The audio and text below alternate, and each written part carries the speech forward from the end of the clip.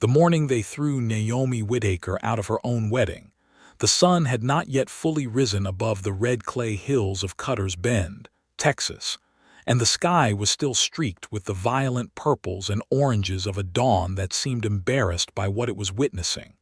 She had not cried. That was the thing people would talk about later, the thing that made the women on the church steps press their lips together and the men look away. She had not shed a single tear when Reverend Aldous Holt stepped back from the altar and declared the ceremony could not proceed, not under these circumstances, not with the evidence that had been placed before the congregation. She had simply stood there in her ivory dress, the one her mother had stitched by lamplight for 3 months, and she had looked at Gerald Prentice, the man she was supposed to marry, and she had seen the satisfaction in his eyes beneath the carefully arranged expression of wounded dignity, and she had understood everything all at once. Gerald had arranged it, every single piece of it. The letter that had been found tucked inside her Bible, supposedly written in her hand to a man named Thomas Crane who lived 3 towns over, was not written by her at all. She had never held a pen in Thomas Crane's direction. She had barely spoken to the man twice at the cattle market in Abilene 2 summers ago, but the handwriting was close enough to hers that no one in Cutter's Bend, no one who wanted to believe the worst, and there were plenty of those, would question it. Gerald had seen to that too. The reasons were simple, though Naomi would not fully understand all of them until later. Gerald Prentice wanted her father's land. He had pursued Naomi not because he loved her, though he had been convincing enough that she had believed it for nearly a year, but because her father, Jonas Whitaker, owned the largest parcel of grazing land between the Brazos River and the Limestone Ridge to the west. When Jonas had died of fever the previous autumn, everything passed to Naomi, his only child. And under Texas law in 1878, when a woman married, her property became her husband's. Gerald had simply needed the ceremony to go through. He had needed her to say yes and mean it, and she had, God help her, she had meant it right up until the moment she didn't. What Gerald had not anticipated was that Naomi, in the weeks before the wedding, had quietly arranged with her father's old attorney, a sharp-eyed man named Fletcher Dodd, to execute a deed of trust that placed the Whitaker land into a protected arrangement that Gerald could not touch without her living, willing signature. She had done it not because she suspected Gerald's motives, but because her father had always told her to be cautious with land. That land was the one thing that never lied to you. She had honored Jonas Whitaker's memory in the most practical way she knew how. When Gerald discovered this 3 days before the wedding, through a careless slip of conversation from Fletcher Dodd's clerk, something in him had hardened into iron. If he could not have the land through marriage, then he would destroy Naomi's reputation so thoroughly that she could never challenge him in any court in the county. A disgraced woman with no family and no allies was not a woman who could hire attorneys or make demands. And so the letter had appeared, and so Reverend Holt had stepped back from the altar. The women of Cutter's Bend had pulled their children away from Naomi as she walked down the church steps. Mrs. Delacroix had turned her face as though the very sight of her caused offense. Even Margaret Hale, who had been Naomi's closest friend since they were girls sharing lunches behind the schoolhouse, had looked at the ground. The humiliation was complete and efficient and utterly devastating in the way that only small-town judgment can be swift as a blade and twice as cold. Gerald had approached her on the steps. He had the grace to keep his voice low, but the words were stones. He told her she had until sunrise to collect what she could carry and leave Cutter's Bend. He reminded her that the house she had been living in, her father's house, her house, had already been signed over as collateral for a business loan he had taken out in her name, a loan she had not known about, processed through a bank in a neighboring county where no one would ask too many questions.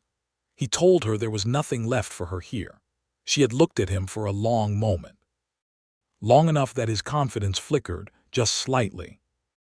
Then she had walked inside, changed out of the ivory dress, folded it carefully into a cedar chest because some part of her could not bring herself to leave it to the moths, packed a canvas bag with everything that mattered: her father's watch, 3 changes of clothes, a small amount of money she had sewn into the lining of her coat 2 years ago as a precaution she'd never expected to need, Fletcher Dodd's copy of the deed of trust. And she had walked out into the pre-dawn dark before anyone had the chance to say another word to her. She was 24 years old, and she was walking north on the dry dirt road that led out of Cutter's Bend toward whatever came next, and she did not know what came next, and she was not crying, though her chest felt like something very large was sitting on it, pressing down steadily with every step she took. The road out of Cutter's Bend ran north toward a crossroads town called Hatch's Mill, about 18 miles away. Naomi had been walking for perhaps 2 hours when the light finally broke fully over the eastern ridge, and the world turned from gray-purple to a dusty gold. The road was empty in both directions. The mesquite trees along the fence lines threw long shadows. A pair of jackrabbits bolted across the road ahead of her and disappeared into the brush. The morning smelled of dry grass and red dirt and the faint sweetness of something blooming far off, and if Naomi had been in any other circumstance, she might have found it beautiful. She was not thinking about beauty. She was thinking about Fletcher Dodd and whether he was already in his office in Hatch's Mill, and whether the deed of trust was enough to hold against whatever Gerald Prentice intended to do next, and whether she could find work in Hatch's Mill, or whether Gerald's version of events had already spread along the wire the way stories always did in small Texas towns, faster than horses, faster than weather. She heard the wagon before she saw it. The sound came from behind her from the south, the rhythmic creak of wooden wheels and the steady drumming of hooves on packed dirt, and she moved to the side of the road out of habit, her eyes forward, not particularly interested in whoever was coming. She had no desire to encounter anyone from Cutter's Bend. She had no desire to encounter anyone at all. The wagon slowed as it reached her. She kept walking. "Morning," said a voice. A man's voice, low and unhurried, the kind of voice that didn't seem to be in any particular rush to reach the end of its own sentence. She glanced sideways. The wagon was a good working rig, a flatbed with sideboards, the kind used to haul feed and supplies, pulled by 2 solid-looking quarter horses. The man holding the reins was somewhere in his early 30s, broad-shouldered in the way of someone who had spent years doing actual physical work rather than posing for it, wearing a plain canvas duster over a work shirt, a battered hat that had seen considerable weather. He had dark brown hair and steady gray eyes that were currently looking at her with an expression she couldn't quite categorize, not pity, not curiosity, something more like careful attention. "Morning," she said, and kept walking. The wagon kept pace with her. She noticed despite herself that the horses were well cared for. "Hatch's Mill is north," the man said. "I know. You're headed south." She stopped. She turned and looked at the road ahead of her, genuinely looked at it, for the first time since she'd started walking, and realized with a cold, plummeting sensation that somewhere in the dark, somewhere in the fog of misery and the rehearsal of arguments she was preparing for Fletcher Dodd, she had turned around. She did not know when. She did not know how long she had been walking back toward Cutter's Bend. The man watched her figure this out. He did not say anything. He did not smile, which she appreciated enormously. "You're headed the wrong direction," he said finally, because apparently it needed to be said out loud. Naomi Whitaker stood in the middle of the road and looked at this stranger and felt, for the first time all morning, like the situation was so absurd that she was either going to laugh or dissolve entirely. She did neither. She squared her shoulders. "I need to get to Hatch's Mill," she said. "I need to speak with an attorney named Fletcher Dodd." The man considered this. "I'm passing through Hatch's Mill. I can take you as far as the North Road. That puts you about 4 miles from the town center." He paused. "The wagon's not fast, but it's faster than walking south." She hesitated. Every reasonable instinct she had told her that accepting a ride from a stranger on an empty road was exactly the kind of decision that led to problems. But she had also been walking in entirely the wrong direction for what was probably an hour, and her feet already ached in the thin-soled boots she'd chosen because they were practical, and Hatch's Mill was not going to come to her. "I can walk," she said. "I know you can," he said. Another silence. A mockingbird somewhere in the mesquite started running through its entire repertoire. "I appreciate the offer," she said, and climbed up onto the wagon seat, settling her canvas bag between her feet. He clicked to the horses and they started north. His name was Robert Malone. She learned this in the first 5 minutes because he offered it without preamble, simply as information, the way a person tells you the weather is coming in so you can plan accordingly. He ran a cattle operation about 12 miles northeast of Hatch's Mill, on land that had belonged to his family for 15 years. He had been in Cutter's Bend to settle a bill with a feed merchant, an errand he completed early so he could get back on the road before the heat of the day settled in. He did not ask her why she was on the road at dawn in what appeared to be a good dress worn under a travel coat, carrying a single canvas bag, walking in the wrong direction. He did not ask where she had come from or whether anyone was looking for her, or why her voice sounded like someone who had been swallowing back considerable emotion for several hours. He simply drove north and talked about ordinary things when she seemed to want conversation, and was quiet when she didn't. She told him her name was Naomi Whitaker. She told him she needed to get to Fletcher Dodd's office. She did not tell him anything else. He accepted this entirely. They rode in silence for a while, the horses finding their rhythm on the flat stretch of road, the sun climbing slowly higher and burning away the remaining morning cool. The land out here was open, wide grassland cut by dry creek beds, the occasional stand of live oak giving shade, cattle visible in the middle distance behind wire fencing. It was not dramatic country. It was honest country, practical and expansive, the kind of land that asked a great deal of you and gave back exactly what you put in. "Is Fletcher Dodd a good attorney?" Robert asked after a while. "My father trusted him," she said. "That's a better recommendation than most." She looked at him sideways. "You know him?" "I've done some business with him. He's fair." Robert kept his eyes on the road. Not the kind of man who twists things around to suit whoever's paying him most. Something in Naomi's chest loosened just slightly. "That's reassuring. I take it you need him to be fair." She was quiet for a moment. Then she said, "I need him to be effective." Robert nodded once and said nothing more about it. They reached the North Road junction as he had promised, 4 miles from Hatch's Mills town center, and Robert Malone brought the horses to a stop and wrapped the reins around the brake handle and looked at her with those steady gray eyes. "I can take you the rest of the way in," he said. "My business with the feed merchant in Hatch's Mill can wait another hour. You already said your errand was done. I've got another one I just remembered." She knew perfectly well he had not just remembered anything, and he knew she knew it, and neither of them said so. "Thank you, Mr. Malone," she said. "I accept." Fletcher Dodd's office was on the main street of Hatch's Mill, above a hardware store, reached by a narrow wooden staircase on the outside of the building. Robert Malone brought the wagon to a stop at the base of it and waited. She understood this without being told, that he was simply going to wait, the way a reliable person waits, while Naomi climbed the stairs and knocked.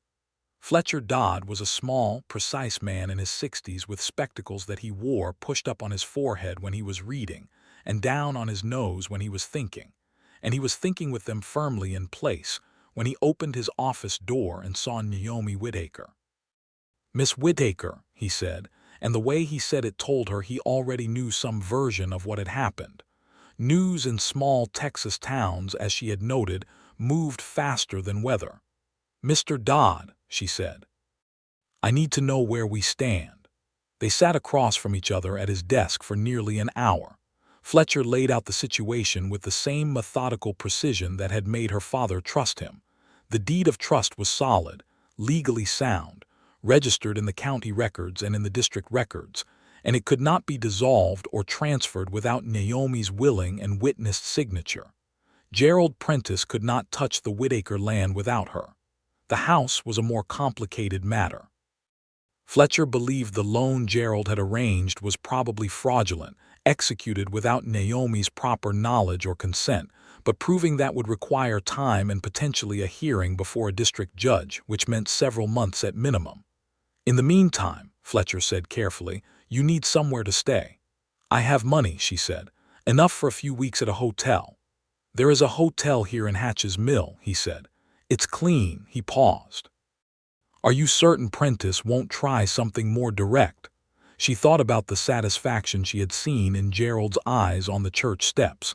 He thinks he's already won, she said. He'll try to find a legal path first. He'll be surprised when he runs into the deed of trust. She looked at her hands. And then he might try something less legal. Fletcher nodded. He was already writing notes on his pad. I'll file the appropriate documents first thing tomorrow, he said. We'll establish your standing clearly before Prentice has time to build his case. He looked at her over the spectacles. Your father was a wise man to have insisted on that trust. I was the one who insisted on it, she said quietly. Fletcher Dodd looked at her for a moment, then nodded again with something that might have been respect. Of course you did, he said. When she came back down the stairs into the morning sunlight, Robert Malone was still there. He had brought the horses around to the water trough and was standing at the wagon, rewriting some figures in a small notebook, and he looked up when she appeared. Better, he asked. She considered the word. More informed, she said. That tends to feel better than not knowing. That's a reasonable way to look at it. He tucked the notebook into his coat pocket. There's a decent hotel down the street. Mrs. Burnham runs it. She's a fair woman. You know everyone. I've been coming to Hatch's Mill for 7 years. She nodded.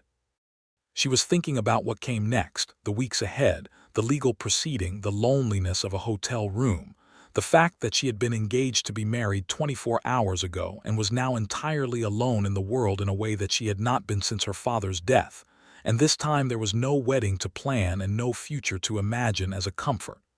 Mr. Malone, she said, thank you for the ride and for waiting. It wasn't any trouble, Miss Whitaker. She picked up her canvas bag and started toward the hotel.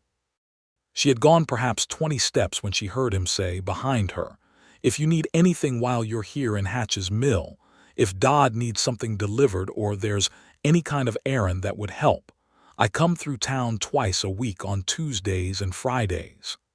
She turned and looked at him. He was not looking at her with anything she could call romantic attention.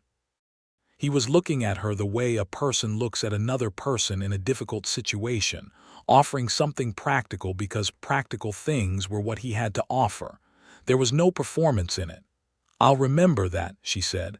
Thank you. She went to the hotel. She paid for a week's room. She lay down on the narrow bed in the small clean room and stared at the ceiling, and finally, with no audience left to compose herself for, she allowed herself to cry. Not for Gerald, whom she was rapidly understanding she had never truly known. Not for the wedding or the ivory dress or the future she had planned. She cried for her father, who was not here to help her fight this, and for the girl she had been 3 days ago who had believed, with uncomplicated happiness, that her life was moving toward something good. She cried until she had nothing left, and then she washed her face and went downstairs to find something to eat and thought about what came next. The next several weeks were a study in patience and determination. Fletcher Dodd proved to be precisely as effective as her father had believed him to be, methodical and relentless in the way of a man who viewed legal injustice as a personal affront. He filed documents. He sent letters. He submitted a formal challenge to the fraudulent loan through the district court. He arranged for a surveyor to formally document the Whitaker land boundaries and confirm the deed of trust scope, which was a piece of work that Gerald Prentice's attorney, a slick man named Beaumont who came out of San Antonio, tried twice to interrupt and failed twice. Naomi, for her part, was not idle. She had found work at the dry goods store in Hatch's Mill, where the owner, a kind man named Dutch Kellerman, needed help with inventory and accounts. She was good with numbers, her father had seen to that, and Dutch paid her fairly and asked no questions about her circumstances, which she appreciated as much as the money. She settled into the rhythm of the town. She learned which merchants were reliable and which were not. She ate supper most evenings at a boarding house table, populated by a fascinating and occasionally exhausting collection of travelers and tradespeople, a circuit preacher, who argued endlessly about Calvinist theology with a Catholic minor, a female schoolteacher named Iris Beaumont, who was unrelated to Gerald's attorney, and was pleased to clarify this loudly and repeatedly, a retired horse trader named Sam Ochoa, who had the best stories of any person Naomi had ever encountered. And twice a week, on Tuesdays and Fridays, Robert Malone came through Hatch's mill. She didn't notice the pattern at first. The first Tuesday he came in for supplies, and their paths crossed outside Dutch Kellerman's store, and he tipped his hat and asked how she was getting on, and she said well enough. And that was that. The first Friday she happened to be on the street when his wagon came through, and they exchanged a few words about the weather, which had turned unexpectedly wet for late October. The second Tuesday he stopped at the store and bought things he clearly did not need. She could tell, because she had been doing inventory long enough to recognize when someone was buying lamp oil at a store that was slightly more expensive than the hardware store 2 doors down, for no obvious reason. She said nothing about this. The second Friday he brought something he said he'd been meaning to drop off for Dutch Kellerman, a receipt from a previous transaction that Dutch had apparently been expecting, and he stopped to chat with her about the new deputy sheriff who had arrived in Hatch's mill the previous week, a young man named Connors who seemed eager and untested in approximately equal measure. By the third week she found herself, on Tuesday mornings, being aware of the sound of wagon wheels on the main street in a way she was not particularly aware of it on other days. She thought about this with considerable amusement and a kind of resigned recognition. She was in the middle of a legal fight for her father's land and her own reputation, living in a small hotel room in a town that was not her own, with nothing settled and nothing certain, and here she was noticing that a rancher's wagon had a distinctive wheel creak. She did not encourage it, but she did not discourage it either. The first time they had a real conversation, the kind that goes somewhere, rather than the kind that simply marks the passing of time, was on a cold November morning when she came out of Fletcher Dodd's office with news that the district court had scheduled a hearing for late February, which was both a victory and a daunting prospect, and she was standing on the stairs for a moment trying to absorb the mixed feelings of it, and Robert Malone happened to be tying his horses to the post below. He looked up and saw her face and didn't ask what was wrong. He said, "There's a place down by the creek where I stop sometimes when I'm in town. They make decent coffee and it's quiet." "I could use quiet," she said. It was a small establishment, barely more than a counter and 4 tables, run by a Mexican woman named Esperanza who made the kind of coffee that was dark and honest and did not apologize for itself. They sat across from each other at a corner table, and Naomi told him, in the careful and measured way she had been telling it to herself, what was at stake in the February hearing. "Your father's land," he said. "My land," she said, gently but clearly. "Your land," he agreed. "What does Dodd think your chances are?" "He thinks they're good. He thinks the deed of trust is airtight." She wrapped her hands around the coffee cup.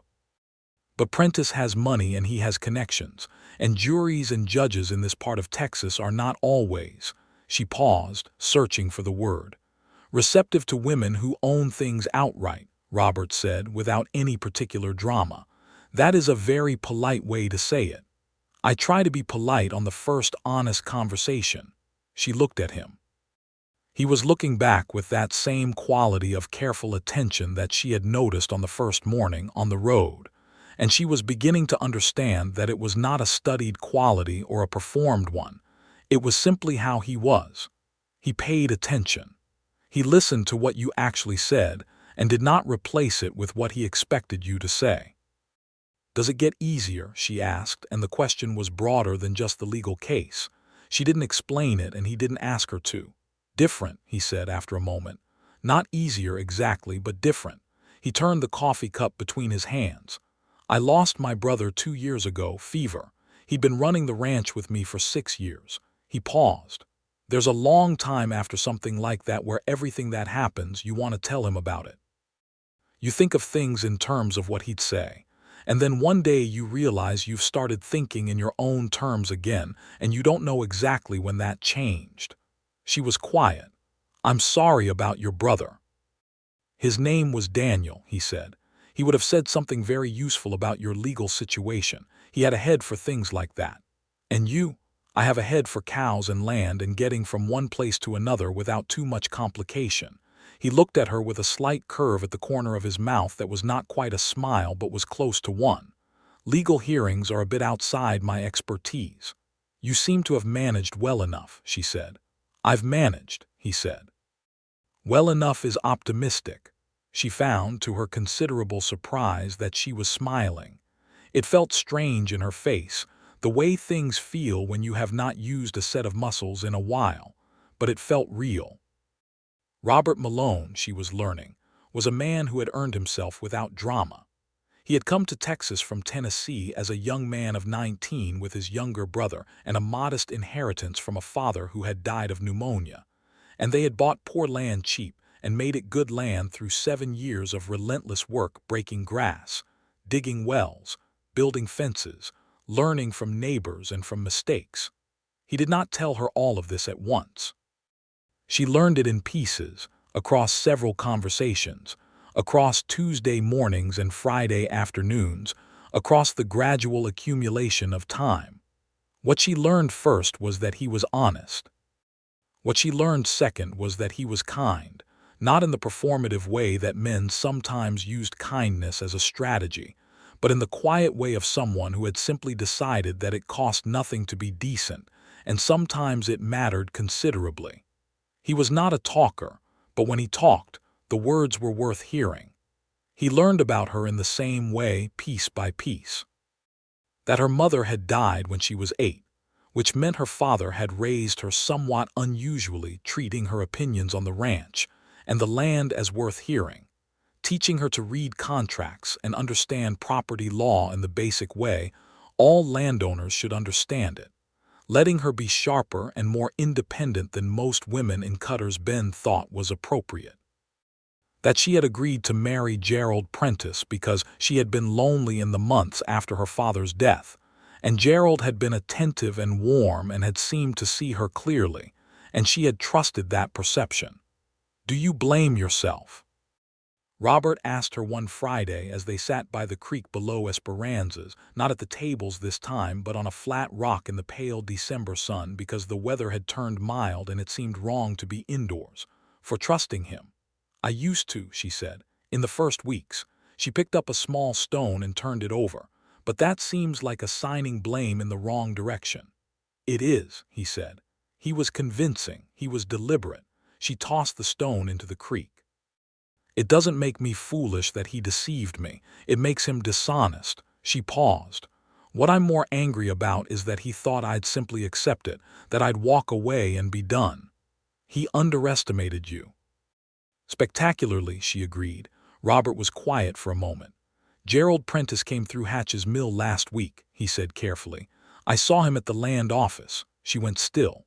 "Doing what? I don't know. I made it my business to find out that it wasn't your land specifically he was filing about. It was something regarding water rights on the South Road." He met her eyes. "But I thought you should know he's coming around."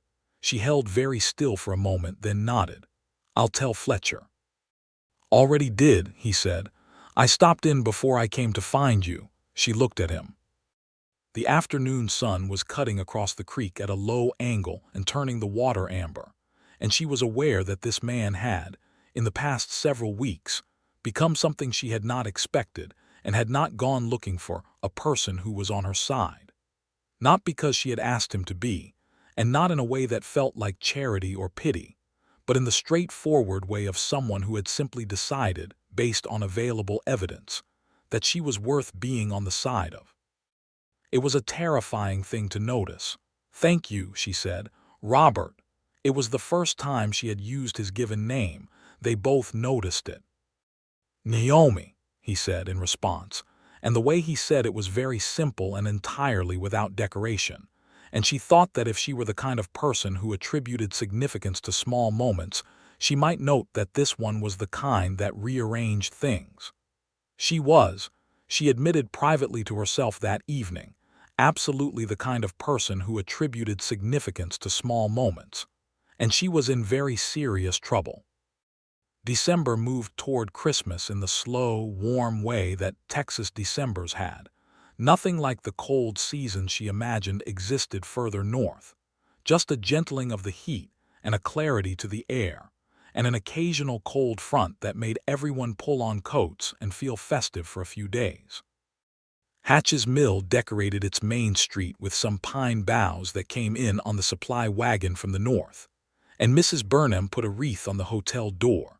And the boarding house where Naomi now took most of her meals had a remarkable Christmas supper that Naomi helped cook along with Iris Beaumont, the schoolteacher, and Esperanza's daughter Maria, who had come to help for the holiday.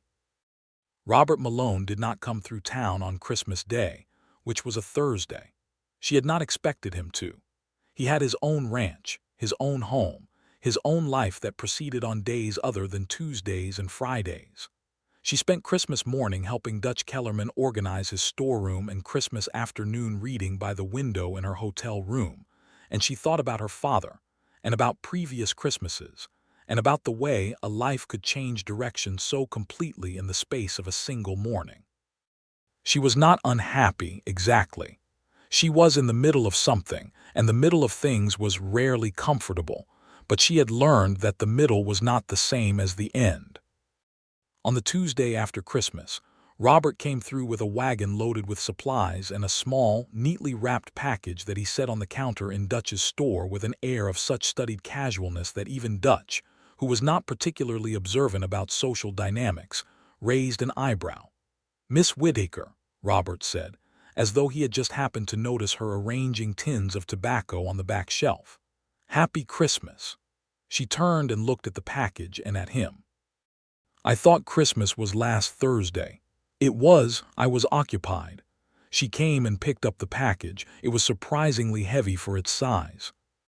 She unwrapped it carefully, good brown paper, neatly folded, secured with plain string, and found inside a small leather-bound journal, the good kind, with thick cream pages and a clasp, and tucked inside the cover, a note in his handwriting that said, "For the record of things that matter." She looked up at him. He was watching her with that careful attention, and this time there was something else in it, something that he was not quite trying to conceal. "This is very thoughtful," she said. Her voice was steady, which required some effort. "You said once that you wished you'd kept better track of things during your father's illness," he said. "I thought—" He stopped. "I thought it was the kind of thing that might be useful." "It is," she said. "Thank you." Dutch was making very concentrated and thoroughly unconvincing work of his own inventory on the far side of the store. She walked over to the counter where Robert was collecting his receipts for the supplies, and she said quietly, "I don't have anything for you." "I didn't bring it so you'd have something for me," he said, with a kind of directness that was entirely characteristic. "I know," she said. "I just want you to know that I wish I did." He looked at her for a moment. "Come see the ranch," he said. "When the hearing is over and things are settled, come see it." He paused. "It would matter to me, if you wanted to." She thought about what it meant that he was saying this, and she thought about what it meant that she wanted to say yes. She thought about the fact that she was a woman alone in a difficult legal situation, and that it would be foolish and perhaps dangerous to let her heart run ahead of her practical circumstances. She thought about all of this very carefully. "When the hearing is over," she said, "I'd like that." He nodded once and gathered his receipts and tipped his hat to Dutch, who had been listening to everything despite his very earnest pretense of counting bolts of fabric. February came on hard and cold, one of those cold fronts that swept down from the north with no warning and turned Texas into something unfamiliar and sharp-edged. The courthouse in the county seat, was a 2-hour wagon ride from Hatch's mill, and Fletcher Dodd arranged for them to leave before first light on the morning of the hearing, which fell on a Wednesday. He brought his clerk and a considerable stack of documents in a leather case, and an expression of focused determination that Naomi found steadying. Robert Malone was at the hotel at 4 in the morning with his wagon, the good horses breathing visible clouds in the cold air, a wool blanket laid across the seat. She had not asked him to come. He had simply announced the previous Friday that he would be driving them to the county seat because 2 hours alone in a wagon before dawn was not what a woman heading into a legal fight needed, and Fletcher Dodd had agreed with the practical efficiency of a man who recognized useful assistance when it was offered. "You didn't have to do this," she told him, as they pulled out of Hatch's mill in the dark. "I know," he said. She pulled the wool blanket around her shoulders and watched the stars, which were very bright and very clear in the cold air, and thought that there was a kind of particular courage required to let someone be kind to you when you had been very badly hurt, and that she was working on developing it. The hearing lasted the better part of the day. Gerald Prentice's attorney, the slick man Beaumont from San Antonio, tried every angle he could construct, and Fletcher Dodd dismantled each one with methodical and occasionally devastating precision. The deed of trust was, as Fletcher had maintained, airtight. The fraudulent loan was clearly established as such by a chain of documentation that included the testimony of the bank clerk who had processed it, a young man named Hicks who had clearly been wrestling with his conscience for months, and who answered Fletcher's questions with the relieved thoroughness of someone finally able to tell the truth. The district judge was a gray-bearded man named Calloway who had the reputation of being fair, and who lived up to it. He dismissed Beaumont's arguments on the land claim. He found in favor of Naomi Whitaker on all counts. He referred the fraudulent loan matter to the county prosecutor, which meant Gerald Prentice's problems were just beginning. Naomi stood in the courthouse hallway afterward and felt the weight leave her shoulders in a wave that was so physical she had to put one hand against the wall to steady herself. Fletcher Dodd shook her hand with both of his. "Your father would have been very pleased," he said. "I'm pleased," she said. "That feels sufficient for now." He laughed a short, genuine sound and went to speak with his clerk. Robert Malone was waiting by the courthouse door. He had spent the day in town, she knew, managing his own errands, and she had been aware, distantly across the long hours of the hearing, that he was nearby. It had helped, in a way she couldn't entirely explain, just knowing that. When she came through the door, he looked at her face, and whatever he saw there made something in his expression open, like a window being unlocked. "It went well," she said. "I can see that," he said. She walked toward him, and he met her halfway, and she did something she had not planned and did not think about beforehand. She took his hand. Both of her hands around one of his, which was warm and solid and completely steady, and she held on for a moment. He held on back. "Thank you," she said, "for being here. Thank you for letting me be," he said very quietly. They rode back to Hatch's mill as the sun went down, turning the sky that same violent purple-orange she had seen the morning she left Cutter's Bend, and it looked entirely different to her now, not embarrassed, not witnessing something shameful, but simply the sky going about the business of being beautiful.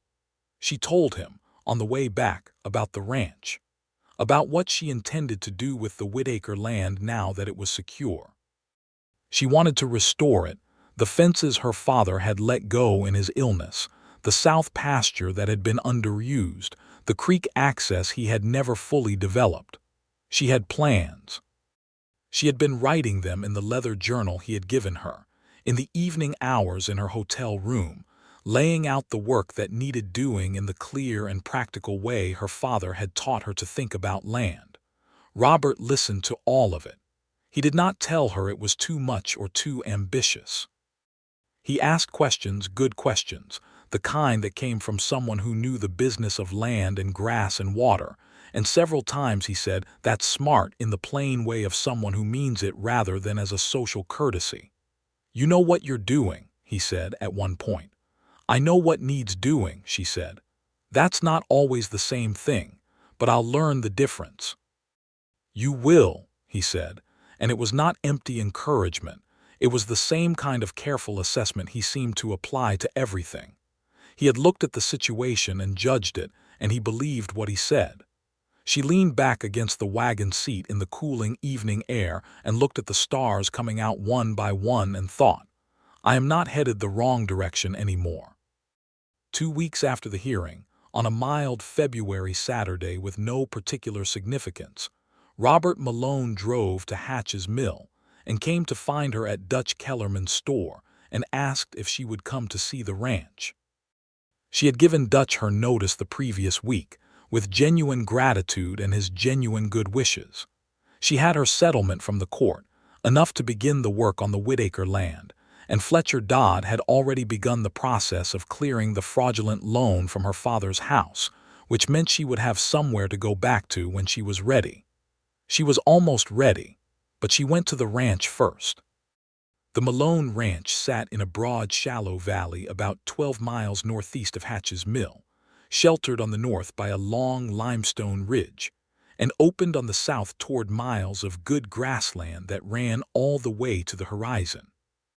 The house was a solid structure, not fancy, but built to last, with a deep porch on the south side and good windows, and the kind of quiet permanence that comes from a building that was put up by someone who intended to be there for a long time.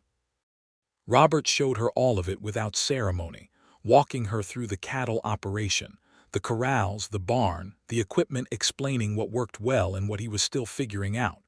The improvements Daniel had begun before he died that Robert had been completing slowly, one season at a time. She saw, in the way the place was run, the same quality she had been learning to recognize in him: methodical, honest, built for the long term. He did not cut corners. He did not posture.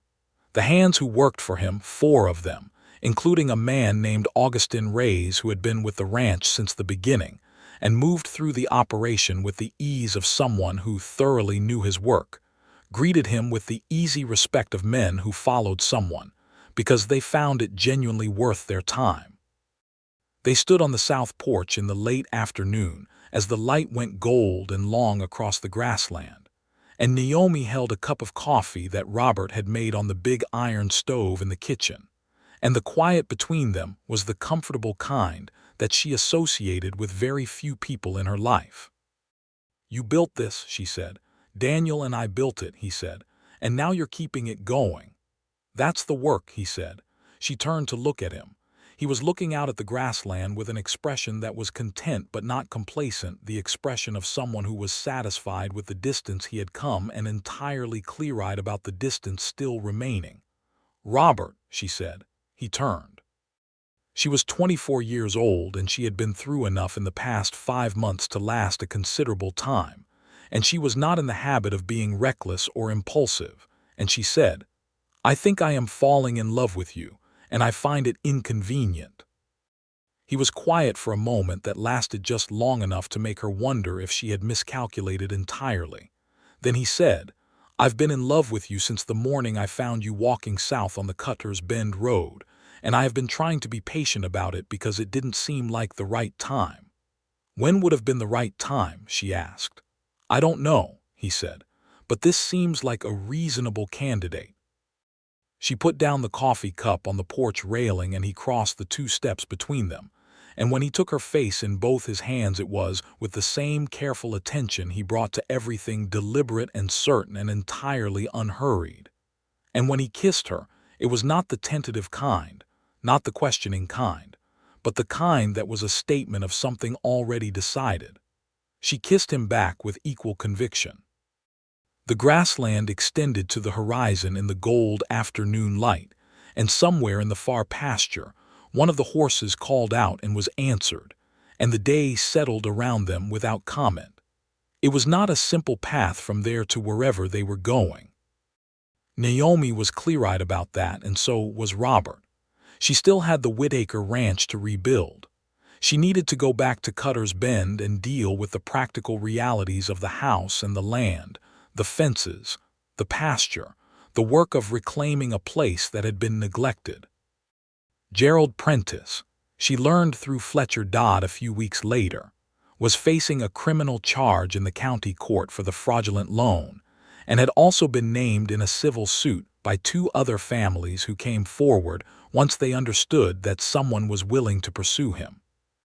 The weight of his situation was compressing rapidly around him, and he had largely abandoned his attempts to claim anything related to the Whitaker land.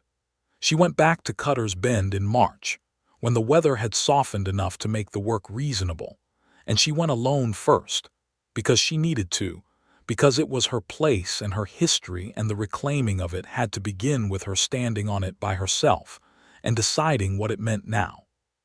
She stayed in her father's house, which had been kept up by a neighboring family named Brower, who had always liked Jonas Whitaker and had been quietly furious about what Prentice had tried, and the Browers welcomed her with a kind of emphatic warmth that made her feel, unexpectedly, that Cutter's Bend had always had people worth coming back to. They had simply been outvoted by the louder voices on the church steps. The first week was hard. Every corner of the house held her father, and held the ghost of the life she'd been planning before everything collapsed.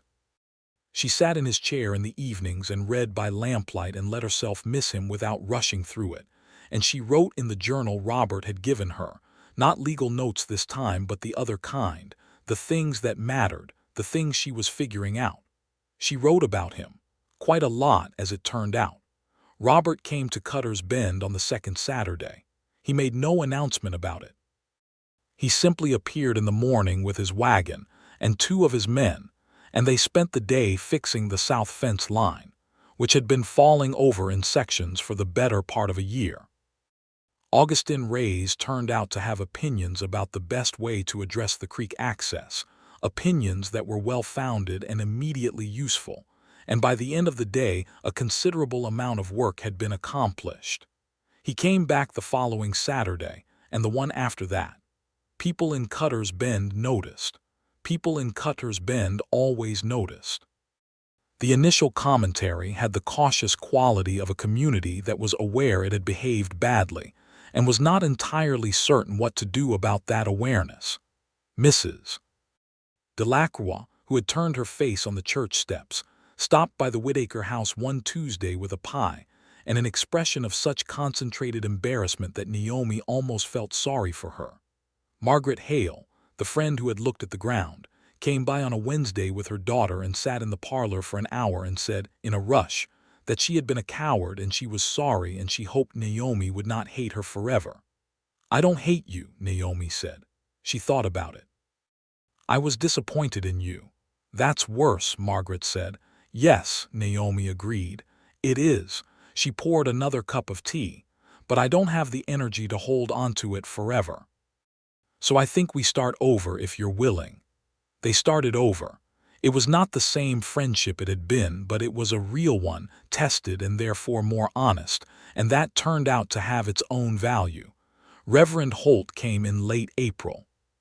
He knocked on the front door on a weekday afternoon and stood on the porch with his hat in his hands and told Naomi that he had reason to believe, based on evidence that had subsequently come to his attention, that the letter presented at the wedding had been forged. He said this with the air of a man who had been working himself up to the conversation for weeks. He apologized with a formality that was, Naomi suspected, as close to genuine feeling as Reverend Holt ever came. She thanked him for saying so. She did not invite him in for tea. That felt like enough. The spring passed in work and reconstruction, literal and otherwise. The Whitaker ranch began to look like itself again, the fences solid, the south pasture recovering under managed grazing, the creek access improved along the lines Augustin had suggested. She hired two good hands, brothers named Felix and Cord Arroyo, who came recommended by Augustin and proved to be reliable and skilled. The cattle numbers were modest but healthy. The land was coming back. Robert drove the 18 miles between his ranch and hers on weekends, and she drove to Hatch's mill occasionally to meet him halfway. And somewhere in the middle of all this practical activity, their relationship became the thing it was going to be, not declared dramatically or settled in a single moment, but built the way both of them built everything. Methodically, honestly, intended to last. He asked her to marry him on an evening in late May, sitting on the porch of the Whitaker house as the fireflies came out in the tall grass near the creek. He asked her with characteristic directness, no theater, no elaborate speech, just his name and her name and his life and her life, and was she willing to consider joining them? She was quiet for a moment that she knew was slightly cruel, given what they both already knew the answer was, but she could not help it. She wanted to mark the moment properly. "You know," she said, "the first time I heard your voice you told me I was headed the wrong direction." "You were," he said. "And now?" she asked. He looked at her in the firefly light with those steady gray eyes. "Now you know exactly where you're going." "I do," she said, "and I'd like you to come with me." "Yes," he said. "That's my answer too," she said. He laughed, which was a sound she had been hearing more often lately and liked more each time, a real laugh, not particularly polished, warm in a way that matched everything else about him. He pulled her close and she tucked her head against his shoulder, and they sat there while the fireflies performed their small lights in the darkness, and the creek made its sound, and somewhere up the road a coyote called and was quiet. They were married in Hatch's Mill in July of 1879, in the small church there, with Fletcher Dodd and Dutch Kellerman and Iris Beaumont the schoolteacher and Sam Ochoa the retired horse trader and Augustin Reyes, and the Arroyo brothers and Mrs. Burnham from the hotel and Margaret Hale, and the Brower family all present, along with several people from Cutter's Bend who made the journey without being asked, because it seemed like the kind of event worth making a journey for. Naomi wore a dress she had made herself, not ivory this time but a deep blue, the color of the Texas sky at mid-morning, and she stood at the altar next to Robert Malone and said the words she meant with a clarity that left nothing ambiguous. He said his own words with his eyes on her face and the same certainty she had come to associate with everything he did. There were no letters produced from Bibles. There were no dramatic revelations. Reverend Calloway, who was not the same man as Reverend Holt, and was in fact a considerably more straightforward person, married them in about 20 minutes, and everyone went to the large room Dutch Kellerman had arranged behind the store for the celebration. And Esperanza provided food that was remarkable, and Sam Ochoa told 3 different stories that all ended with horses, and Margaret Hale cried happy tears that she seemed embarrassed about. And the Arroyo brothers taught everyone within reach a dance that nobody quite mastered but everyone attempted enthusiastically, and it was exactly what a wedding should be. They had decided, after practical consideration and some frank conversation about how 2 independent people with 2 separate working properties navigate a shared life, that they would divide their time between both ranches through the working season, hiring foremen at each to handle day-to-day operations, and that the Whitaker ranch would be managed primarily by Felix Arroyo, who had the head for it, while Augustin continued to run the Malone operation. This arrangement made sense on paper and proved to make sense in practice, which was always the better test. The first year of marriage was hard in the way that first years always are. 2 people who have lived independently and made their own habits, learning to share space and decision-making and mornings and evenings and all the small territories of a daily life. They argued sometimes, not often, and not devastatingly, but they were both people with opinions and a habit of holding them, and there were evenings that ended with one of them sleeping on the wrong side of a disagreement until morning brought perspective. The arguing, Naomi found, was not frightening the way she'd expected it to be. With Gerald, disagreement had always felt like standing near something unstable. You didn't know when it would collapse or which direction it would fall. With Robert, disagreement felt like wrestling with someone your own size who was not trying to win so much as to arrive somewhere together. It was exhausting sometimes, but it was honest, and she trusted it. They learned each other's rhythms. He was an early riser, earlier even than she was, and she would often wake to find him already gone from the bed, already in the barn or on the porch with his first coffee, looking at the morning. She started bringing the second cup out to him, and they would stand on whichever porch they were at that week and drink coffee in the early dark before the work of the day began. And this became, very quickly, the fixed point of her daily life, the thing she would carry forward in her memory as the image of her marriage in its ordinary beautiful core.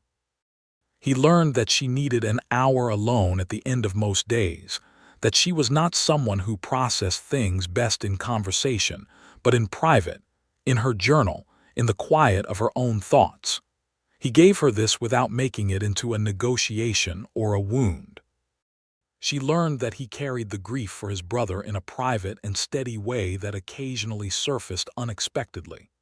Something would remind him of Daniel, and he would go quiet in a manner that was not closed to her, exactly, but was inward-facing, and she learned to sit with him in that quietly, without demands.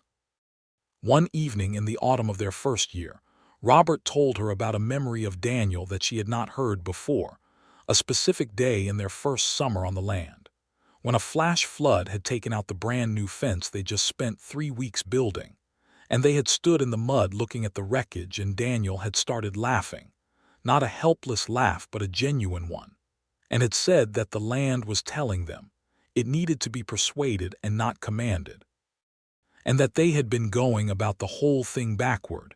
He had climbed over what was left of the fence and started figuring out the better approach. He was right, Robert said. About the fence and about a lot of things. He sounds like someone worth knowing, Naomi said. He was. She reached over and took his hand the way she had in the courthouse hallway, both her hands around one of his. He turned his palm up and held on. I'm glad you stayed on the land, she said. After he died, I'm glad you didn't leave. I thought about it, he said, for about a week.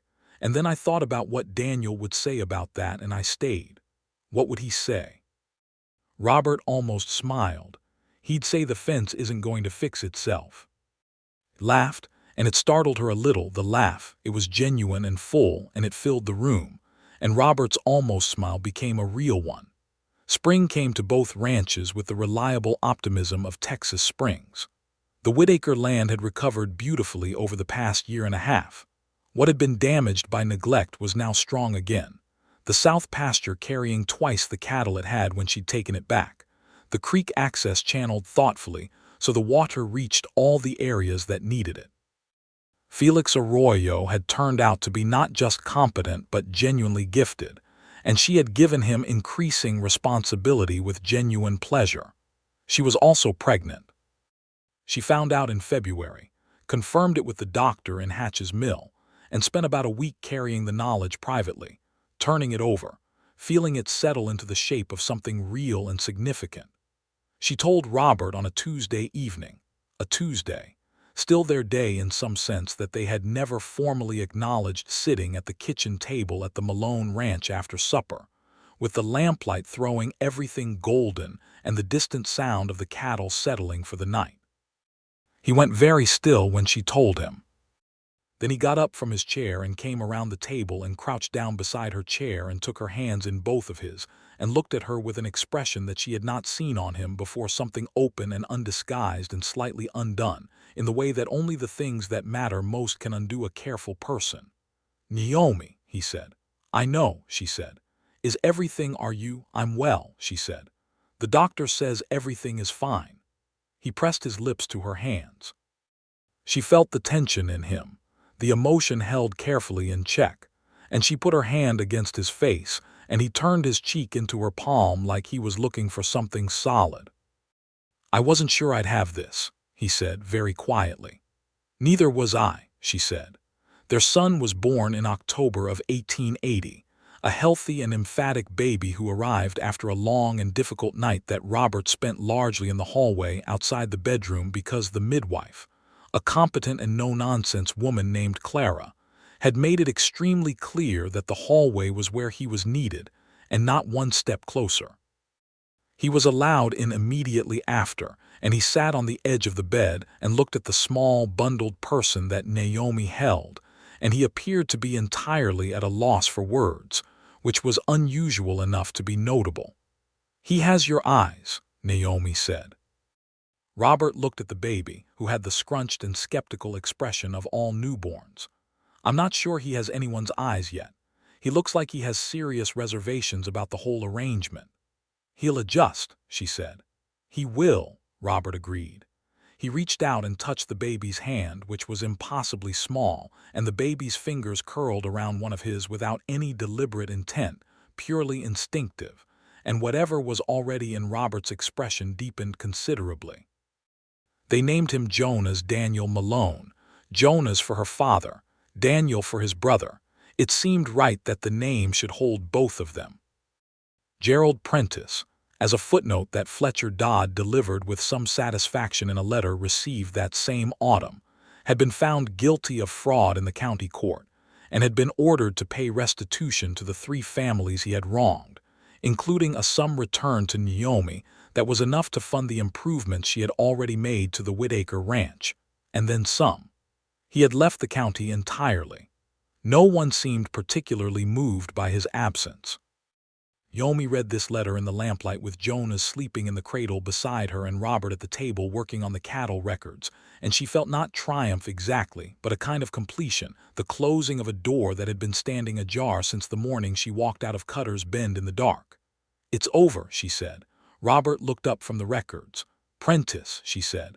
"The court ordered restitution. He's left the county." He looked at her for a moment. "How do you feel about that?" She considered the question honestly. "Satisfied," she said, and finished with it. She folded the letter and set it on the table. "I don't want to think about Gerald Prentice anymore."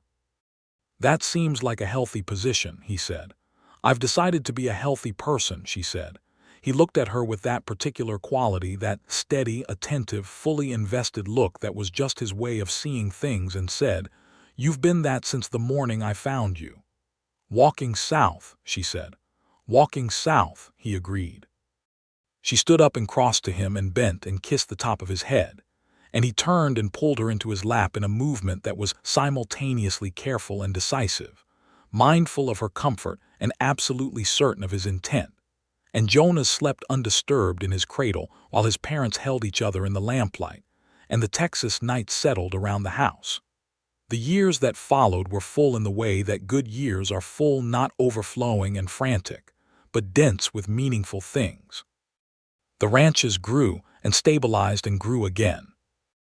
Naomi expanded the Whitaker operation in the direction of horse breeding, which turned out to be a natural fit for the land and for her. She had an instinct for horses that she hadn't fully recognized in herself before she had the space to develop it.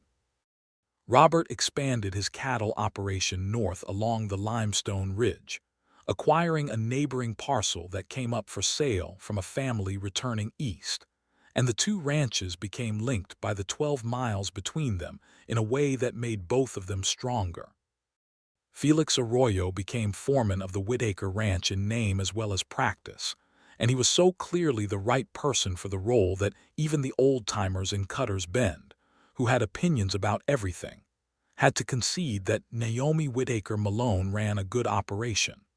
Augustin Reyes' son, a young man named Pablo who had grown up alongside the Malone Ranch, joined the operation at 16 as a hand and turned out to be as gifted as his father.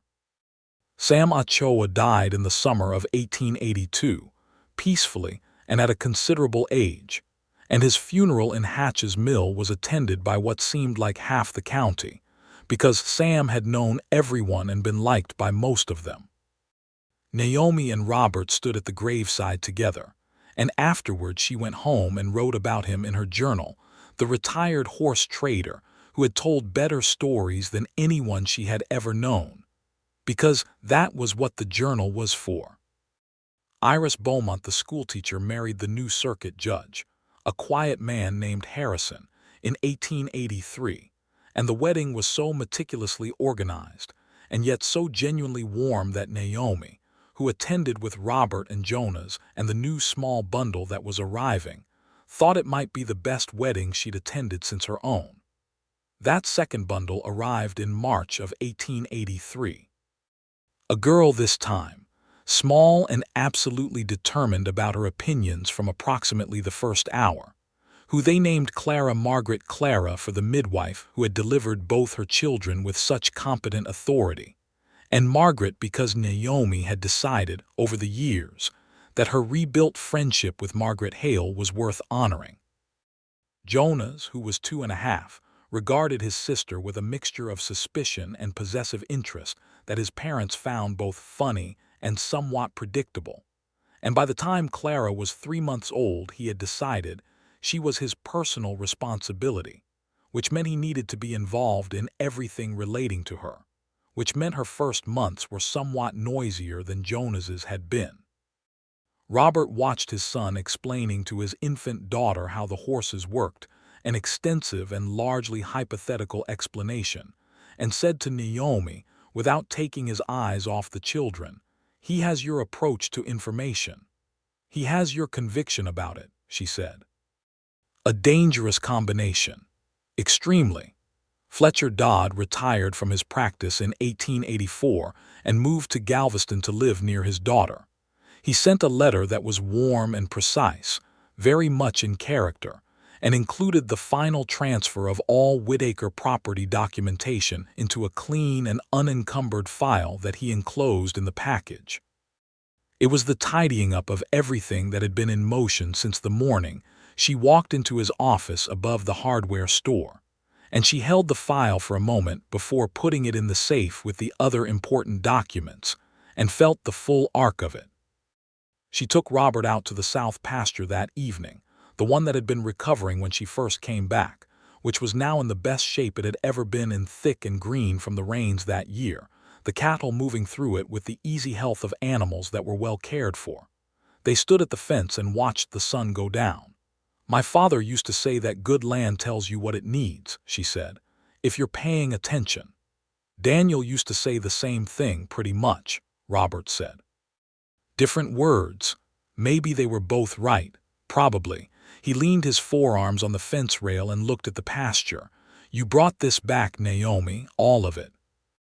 "We did," she said. He looked at her sideways. "You started it. You showed up with a wagon," she said, "on Tuesdays and Fridays." He was quiet for a moment and then he said with no particular drama, "I wasn't going to stop showing up." "I know," she said. "I figured that out fairly early." Did it help, knowing that? She thought about the cold December days in the hotel room, about the February mornings when the legal case felt uncertain and the distance between where she was and where she needed to be felt large. She thought about the journal he had given her and what she had written in it. She thought about the moment on the courthouse steps when she had taken his hand. "It helped enormously," she said. "It helped more than I knew how to tell you at the time." "You didn't have to tell me," he said. "I could see it." She took his hand where it rested on the fence rail, both of her hands around one of his, the same gesture she had made in the courthouse hallway, the one that had started something neither of them said out loud for weeks afterward, and he turned his palm up immediately, instinctively, and held on. The fireflies were starting in the creek grass. In the direction of the house, Jonas's voice carried on the evening air, some complicated argument he was making to Clara, who was not yet talking but had strong views nevertheless, and expressed them at volume. Robert turned from the pasture and looked at her with those steady gray eyes in the gold evening light, and she looked back at him, and there was nothing between them that needed to be said that hadn't already been said or shown or built into the day-to-day texture of the life they were making. "We should go in," she said, "before Jonas convinces Clara that the barn cats are livestock." "He might be right," Robert said. "They do eat the mice. Don't encourage him." He smiled, the real smile, the one she had been seeing for years now and still felt warm in her chest, and they walked back toward the house together, his hand in hers, the fireflies beginning their small lights in the dusk behind them. The Whitaker land and the Malone land would be connected not just by 12 miles of road and 2 people who drove it regularly, but eventually by a formal partnership agreement that Naomi drew up herself and Robert signed with the same directness he brought to everything, that linked the operations in a way that made practical and legal sense. Their children would grow up knowing both places as home. The Valley Ranch with its limestone ridge to the north, and the Whitaker land with its recovering pastures, and the creek and the horse barn that Naomi built the year Jonas turned 5, and which became, in short order, one of the most respected small breeding operations in the county. Jonas Malone grew up to be a solid and thoughtful young man with his father's steadiness, and his mother's precision with accounts, and his great Uncle Daniel's capacity for laughter at the moments when you most needed it. Clara Malone grew up to be someone who had opinions about everything, and pursued all of them with a ferocity that her parents recognized from the beginning and encouraged with careful enthusiasm. Margaret Hale's daughter and Jonas Malone became unlikely fast friends as children and remained so, which made Margaret and Naomi's rebuilt friendship additionally complicated and additionally warm. In Cutter's Bend, the story of what had been done to Naomi Whitaker became, over time, the kind of story that a town tells about itself as a caution. The story of the morning they listened to the wrong person and watched someone walk away in the dark, and what it had cost them and what she had built without them, and how she had come back anyway and been more generous about it than they deserved. It was told in kitchens and on porches, and it changed shape, as stories do, but the core of it held. The woman in the ivory dress who had been cast out at dawn had not been beaten by it. She had simply turned herself around and gone in the right direction. Robert Malone, who knew the actual morning better than anyone, would occasionally be asked about it in town, at the feed store or at the bank or after church, and he would say, without much elaboration, because he was not a man for elaboration, that she had been walking south when he found her, and that he had only pointed out she was going the wrong way, and that everything after that she had done herself. This was mostly true. It was also not the whole of it, and Naomi would sometimes overhear him say it and feel the particular warmth of knowing what was left out. The Tuesdays and Fridays, the coffee at Esperanza's, the courthouse steps, the journal for things that mattered, the hand on the fence rail in the firefly dark. The whole of it was, she thought, quite a lot. It was quite a lot of life, and it was theirs, and it was going to continue being theirs for a long time. There was a morning in the autumn of their 5th year together, one of those October mornings in Texas that are clear and cool and brilliant in a way that makes the light look recently polished, when Naomi woke before Robert for once and went out to the porch of the Malone ranch with her coffee and stood looking at the ridge to the north, which had gone copper and gold with the season.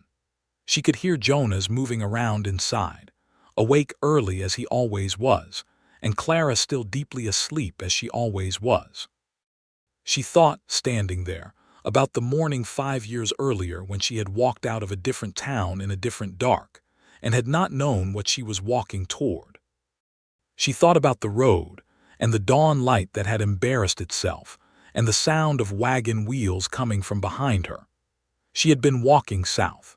She had been going entirely the wrong way, in the most literal sense, and also in the broader sense of a life that had been pointed in a direction chosen by other people's expectations and other people's deceptions. The wagon had come up behind her, and a man's voice had said morning, and she had kept walking, and the wagon had kept pace, and he had said, without judgment but with complete certainty, that she was headed the wrong direction. She heard the door open behind her. Robert came out with his own coffee, still not entirely awake, his hair uncombed, his face carrying the quiet of a man who had slept well and was not in a hurry to disturb that. He came and stood beside her and looked at the ridge. They drank their coffee. The morning got lighter and more golden and more certain of itself. "What are you thinking about?" he asked after a while. She looked at him, this man who had shown up on a dirt road at dawn and simply declined to drive past someone going the wrong way, who had come back on Tuesdays and Fridays until she was ready to be found, who had held her hand in courthouse hallways and sat on fence rails in firefly light and built a life alongside hers with the same honest workmanship he brought to everything. "I'm thinking," she said, "that I am headed exactly where I'm supposed to be going." He looked at her with those steady gray eyes and the morning light between them. "You always were," he said. "You just needed a better road." She laughed, full and genuine and warm, and he put his arm around her and she leaned into him. And the limestone ridge turned gold in the morning sun. And somewhere behind them in the house, a small boy began the detailed business of waking up, and Clara Malone slept on with magnificent indifference to the world. And the horses in the south pasture moved through the early mist. And the day opened ahead of all of them, the way good days do, certain and ordinary and entirely, quietly extraordinary.